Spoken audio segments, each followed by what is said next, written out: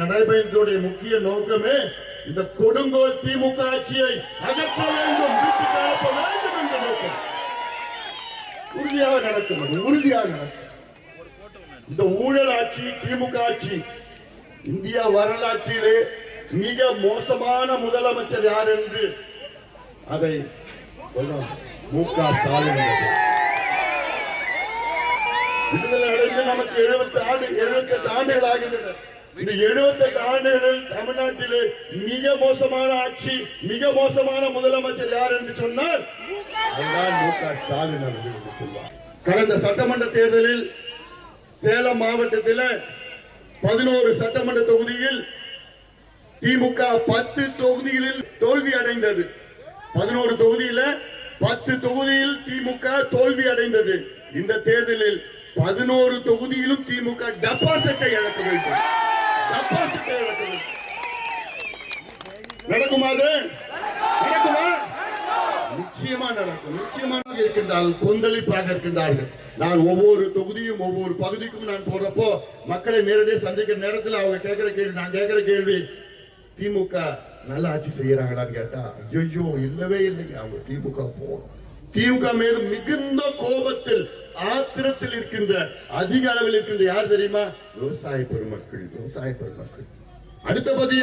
அடுத்தபடியாக திமுக மீது மிகுந்த கோபத்தில் இருக்கின்றவர்கள் யாருன்னா பெண்கள், குறிப்பாக பெற்றோர்கள். அவ்வளவு ஆத்திரமா ஸ்டாலின் அவர்கள் வரக்கூடாதுன்னு எதிர்க்கின்ற மக்கள் 72% தமிழ்நாட்டில் உள்ள அனைத்து மக்களும் ஸ்டாலின் அவர்களை வரக்கூடாது, வேண்டாம் என்று அங்கே சிந்தித்துக் கொண்டிருக்கின்றார்கள்.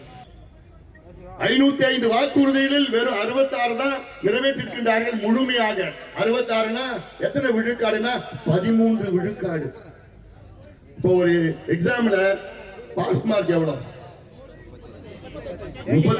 35னா ஜஸ்ட் பாஸ். ஆனா திமுக எத்தனை மார்க் எடுத்திருக்கு? எத்தனை மார்க்குமா? வெறும் 13 மார்க். 13 மார்க்னா அப்ப என்ன ஆகும்? ஃபெயில் ஆகும். திமுக ஃபெயில் ஆயிடுச்சு. ஒரு ஃபெயிலான கட்சி மறுபடியும் ஆட்சிக்கு வரலாமா? வரக்கூடாது. அவர்கள் தகுதி கிடையாது, திறமை கிடையாது, ஆள்வதற்கு தகுதி இல்லாதவர்கள், நேர்மை இல்லாதவர்கள். நிச்சயமாக மீண்டும் அவர்கள் ஆட்சிக்கு வரக்கூடாது.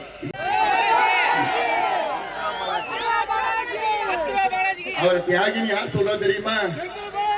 முதலமைச்சர் ஸ்டாலின். செந்தில் பாலாஜி தியாகியா, ஜெயிலுக்கு போயிட்டு வந்தாரா. ஜெயிலுக்கு போய் இவங்களை பத்தி வெளியில சொல்லல, அதனாலதான் அது தியாக பட்டம் கொடுத்திருக்காரு முதலமைச்சர் அவர்கள். இப்படி முத்துசாமி அவர்கள் சொல்றாரு, அன்புமணி கூட நான் விவாதம் பண்ண நான் தயாரா இருக்கிறேன். அதுதான் நான் காத்துட்டு இருக்கிறேன். இதுதான் நான் காத்துட்டு இருக்கிறேன். முத்துசாமி அவர்களை நீங்க எங்க வேணா மேடையை போடுங்க, நான் தனியா வரேன், ஒத்தையா வரேன், தனியா வரேன், விவாதம் பண்ணலாம், நான் தயாரா இருக்கேன். மேடையை போடுங்க, தேதியை கொடுப்பீங்க, நேரத்தை கொடுப்பீங்க. எத்தனை பொய்ய சொல்றீங்க? நாங்கள் ஆட்சிக்கு வந்து மாதம் மின் கணக்கெடுப்பு நடத்துவோம் சொன்னீங்க. ஆனா மின்சார கட்டணத்தை 4 முறை ஏற்றிருக்கின்றார்கள். எவ்வளவு ஏற்றிருக்காங்க தெரியுமா? சராசரியா 42% இந்த 4 ஆண்டுகளை ஏற்றிருக்காங்க. 42%. எவ்வளவு மோசம், எவ்வளவு மோசம். 3 ஆண்டு காலத்தில் 4 முறை ஏற்றிருக்கின்றார்கள். நாங்கள் ஆட்சிக்கு வந்தா நீட்டு தேர்வை ஒரே வாரத்தில் ஒழிப்போம். ஒழிச்ச அதுக்கு எதுக்கே பொய்ய சொன்ன? யாரையா ஏமாத்துற? கேட்டா நாங்க நீட்டு தேர்வு ஒழிப்போம், நாங்க முயற்சி செய்வோம். அதை சொல்ல வேண்டியதானே?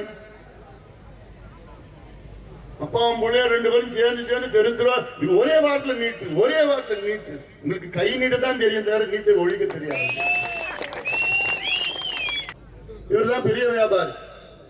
இப்படி வியாபாரிகள் வைத்திருக்கின்ற முதலமைச்சருக்கு சமூக நீதினா என்னன்னு தெரியுமா? கேட்டா நான் தந்தை பெரியாருடைய வாரிசு, தந்தை பெரியாருடைய வாரிசு, அண்ணாவுடைய வாரிசு, கலைஞருடைய வாரிசுன்னு சொல்றது. ஸ்டாலின் அவர்களே, உங்களுக்கு இந்த தலைவர்கள் பேரு சொல்லுவது கூட அருகதை கிடையாது. உங்களுக்கு சமூக நீதினா என்னன்னு கூட தெரியாது. மனநிலை வந்துருச்சு தமிழ்நாடு முழுவதும். அரசியல் ரீதியில் மட்டும் கிடையாது, இன்னைக்கு அதிகாரிகள் மத்தியிலே ஒரு தெளிவு வந்துடுச்சு. ஐயோ இவங்க வரமாட்டாங்கப்பா, மறுபடியும் வரமாட்டாங்கப்பா.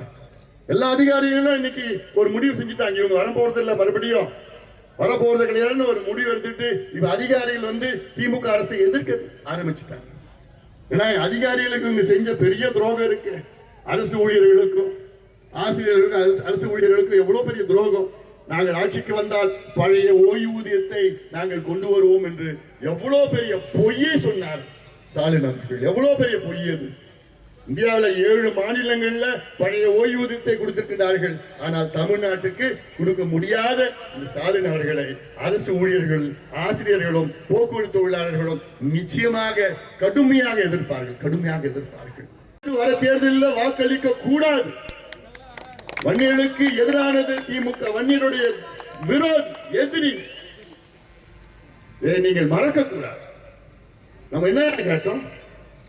படிப்பு கூடியா, வேலையை கூடியா, சமுதாயம் சுயமரியாதையுடன் வாழ வேண்டும் என்று. தப்பா? தமிழ்நாட்டில் வன்னியர்கள் 18 விழுக்காடு இருக்கின்றார்கள். 18 விழுக்காடு மக்கள் முன்னேறினால் தமிழ்நாடு முன்னேறும். எங்களுக்கு மட்டும் வேண்டாம், எல்லாத்துக்கும் கொடு, அதுக்கு கணக்கு எடுக்கிறார். இப்படி ஒரு சமூக விரோதி, சமூக நீதியின் துரோகி, சமூக நீதியின் விரோதி ஸ்டாலின் அவர்களை வீட்டுக்கு அனுப்புங்கள். ஸ்டாலின் அவர்கள் அதுக்கு ஒருபடி மேல, அவங்க அப்பா 3 தலைமுறைகளை சாராயம் கொடுத்து நாசப்படுத்திட்டாரு. இவரு 4 ஆண்டு காலத்துல 2 தலைமுறைகளை கஞ்சா, காக்கைன், ஹெராயின், அபின் போதைப் பொருட்களை நடமாட விட்டு இந்த தலைமுறைகளை நாசப்படுத்தி கொண்டிருக்கிறார் ஸ்டாலின். இந்தியாவிலேயே அதிக போதை மாத்திரைகள், போதை பொருட்கள் இருக்கின்ற மாநிலம் தமிழ்நாடு. வெட்கக்கேடு. தலையை குனியணும். அதெல்லாம் செய்திகளை உடனுக்குடன் தெரிந்து கொள்ள கீழ்கண்ட கேபிள் மற்றும் டிடிஎச் நெட்வொர்க்குகளில் எம்நாடு செய்தி தொலைக்காட்சியை காணுங்கள். பாதகம் செய்பவரை கண்டால் நாம் பயம் கொள்ளலாகாது பாப்பா. மோதி மிதித்துவிடு பாப்பா, அவர் முகத்தில் உமிழ்ந்துவிடு பாப்பா. அண்மை செய்திகளை உடனுக்குடன் தெரிந்து கொள்ள இணைந்திருங்கள் எம்நாடு தொலைக்காட்சியுடன்.